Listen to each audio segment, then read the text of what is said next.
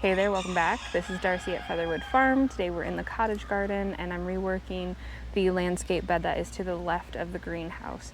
I kind of shared in a previous video, this is an area that gets a little inundated in the spring and late winter time and kind of holds on to moisture.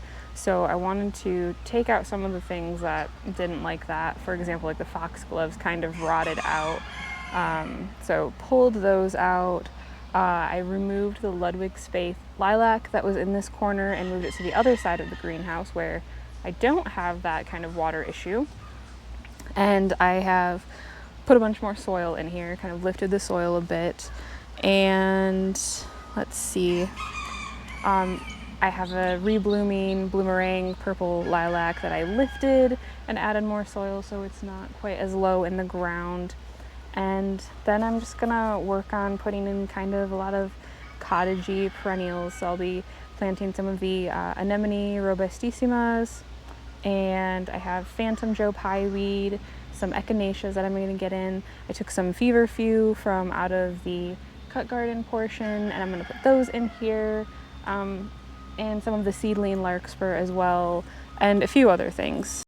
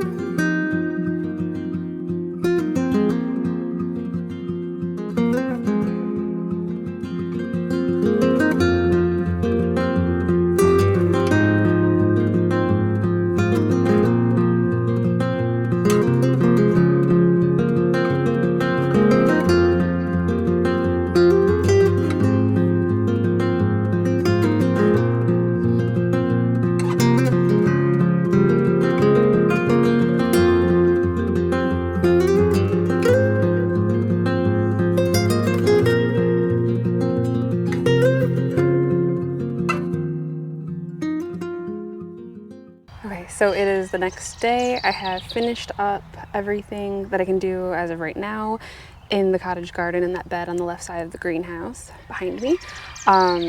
Yes, all of the planting is done.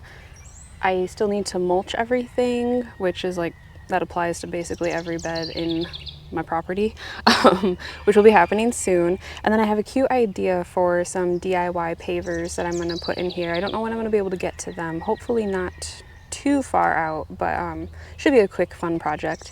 But yeah, the planting is done. So let me go ahead and share all of that with you. Okay, so that is kind of it, all planted. I added in this just like stacked stone, flagstone little wall right there. I just thought it would be nice to kind of define the actual bed edge from like the walking space. That's where the gate is going to be. And I like the way that looks, and I have plenty of those lying around, so no cost project there. This is the nice pretty lavender bed. And then this will be kind of the pathway going into the bench where I'm going to have those pavers that I make. This right here is the Eustace Vi rose. And starting to bud up. I do once again have some sawfly larvae on here. So every morning I've been coming out and smashing them as I find them. Hopefully I can keep on top of that and it doesn't get too heavily defoliated. And bear with me, there will be some like shadows from my person onto this. Right behind the wall I have a row of those white campanulas. So those should get, I believe, about 16 to 20 inches tall and really kind of fold over the wall, look really nice. This is the bloomerang purple lilac that is struggling a bit, but I hope now that I've lifted it out and raised the soil, it'll kind of rebound.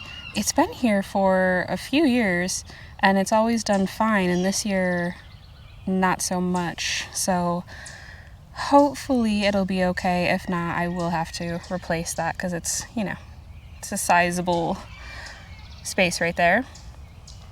These are just a phlox that were on the property when we moved here that I transplanted from somewhere else. These ones are a white blooming paniculata, probably just like a David phlox if I had to guess, I'm not sure. They are definitely an older variety. Fortunately, they don't really succumb to much powdery mildew, which is nice. And then this is one of those little tickler grasses, which gets really lovely seed heads, so that'll be fun. Looking a little worse for wear is a wee white hydrangea, and they don't get very big, so that'll kind of fill out this little circle right there. And then kind of at what will be the edge of the walkway, I have a mixture of the pumpkin spice heucherellas and the Mai Tai geums, and I want them to act as kind of a ground cover. I have that on both sides of what will be the border of the walkway. Another just campanula right there. This is one of the peonies from Mixed Bag that I purchased, so not sure of the variety as of yet. We will see when it blooms. And on either side of the bench, I have a couple of hibiscus, and I don't know where the tags are. I found a tag for one, I can't recall the name right offhand, I'll have to go through it and post. Not sure what the other one was. Maybe it never had a tag. I got it on clearance last year. So we might be able to identify it once it blooms, but these are obviously late to get started. They like the warm, but they also like a lot of moisture, so I hope that they do well in this area. So there's that one, and then this one on the other side. If you can tell, it's just starting to get some growth on both of those. These are some iris that I have planted in here from last year that I will be relocating, but now is not the time to do that for iris. So I have those two and one over there that will be moving at a different time in the season. And kind of hard to get down here, but behind the bench are some of the Robustissima anemones, and they will kind of create a foliage mound, and then the blooms will shoot up quite tall. And I thought that would be really lovely behind the bench, just to have a bunch of windflowers blowing back there. I did pick up a meadow rue. This is a yellow flowering rue. I think it was flavum, and it doesn't look like much, but I got this on clearance last year and thought I would see how that does. It doesn't get very tall, as I recall, and that is a placeholder for where I will be putting a bird bath, that terracotta pot right there. Behind that are some of the feverfew that I transplanted from the orchard / cut garden, and then beside those are a few echinaceas. I believe that they are Magnus, whichever variety they are, a tall purple flowering variety. Oh, there's a little wren who has her nest in the hose reel there. I don't know if you can see her poking her little head out, and then I don't know if that's the baby or the partner or what, but yeah, they're shouting at me. Right here is a fluffy arborvitae, and that corner will fill out that corner really nicely. All of the daffodil foliage will be dying back soon enough, and the hibiscus will hopefully kind of fill out this whole area right there. And in front of the ginger wine 9-bark, I have transplanted some Shenandoah switchgrass that I took out of the courtyard. This is actually part of one. I divided it, so I have a chunk there and over there. These ones don't get super tall, a few feet tall, and they also enjoy moisture, so hopefully those will do well. These are a couple of lilies that are left over from last year. I actually thought that I removed all of my lilies that I had last year and I'd put them throughout the landscape, and within no time of putting them in the landscape, and this is at the end of the season, something came through and like dug them all up. So I have none in my beds, just a few stragglers here and there. So we'll let that bloom. Just transplanted a boxwood right there. This is that Zuzu cherry, which will get about 8 foot tall, so should reach to the height of the greenhouse here. And I thought that would just look really lovely, especially in the spring. Those blooms are quite possibly my favorite. And again, that is one of the iris that I will be relocating when it's more appropriate. Okay, and then through here I have some bee balms in a little drift. These are the Grand Marshal. They're a pink flowering one, and these were one of the ones that I found after doing a lot of research as to what has the best powdery mildew resistance, because I have an issue with that on a lot of the bee balms that I've grown. They are a shorter variety. They get like 13 to 16 inches tall and 16 to 20 inches wide. And then behind those, a little drift of the Phantom Joe Pyeweed, which is a shorter variety of the Joe Pyeweed. The native cultivar can get, I think, 6+ feet tall. So these are a much shorter one. They get about 20 inches tall, 12 to 15 inches wide.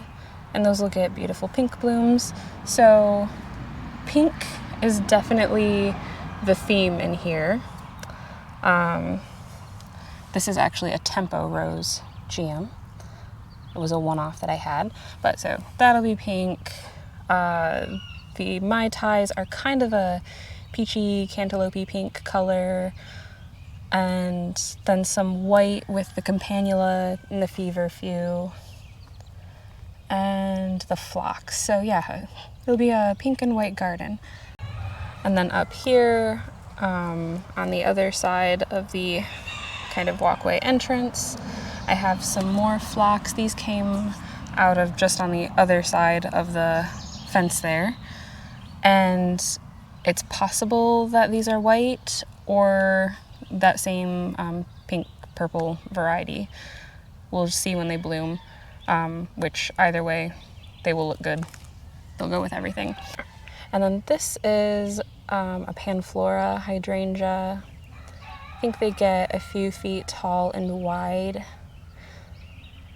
So should fill out this area quite nicely. And that's that Shenandoah switchgrass right behind that.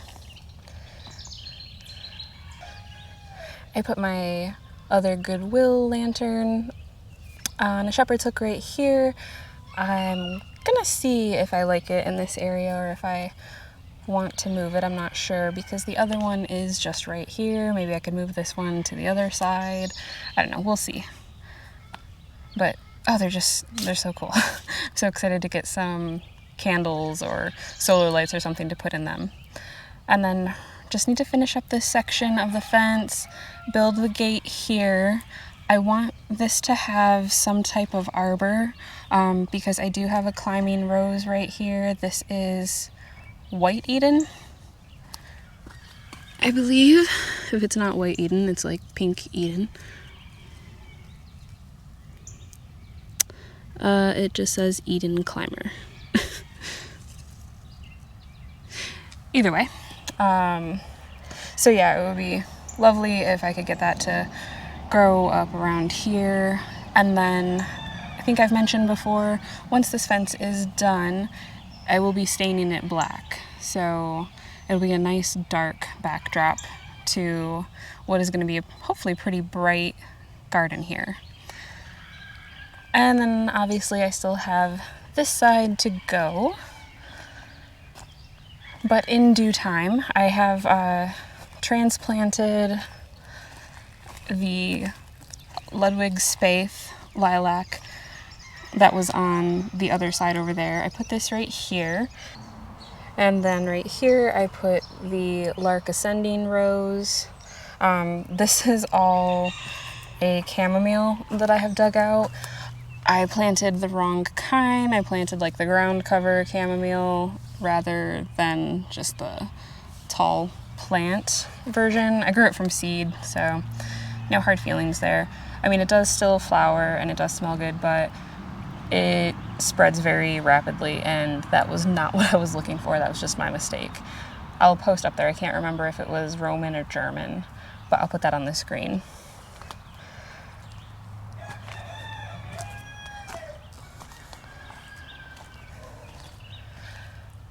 But yeah, so the Lark Ascending Rose will get quite large. I think it gets about 5 foot tall and wide, so it's going to fill up that back corner. Eventually this lilac will do the same with that corner, and I'll kind of have a wall right here. And so I'll mostly just be filling in a little bit of this area with some perennials. Oh, and while we're here, this is the Duchess de Montebello rose. It's like an old school rose. It's only gonna flower the one time, but it's just so pretty I couldn't resist, and it smells quite lovely. So this was its first bloom. Oh, yep, there go the petals. We got another one down there. A couple right here. Right there. So it's throwing off a lot of lovely flowers, and they're staggering as they open. So it's, you know, it's delaying it for a longer bloom period, which is nice. So thank you for joining me on this little makeover in the cottage garden. I hope you enjoyed it, and we'll see you in the next video.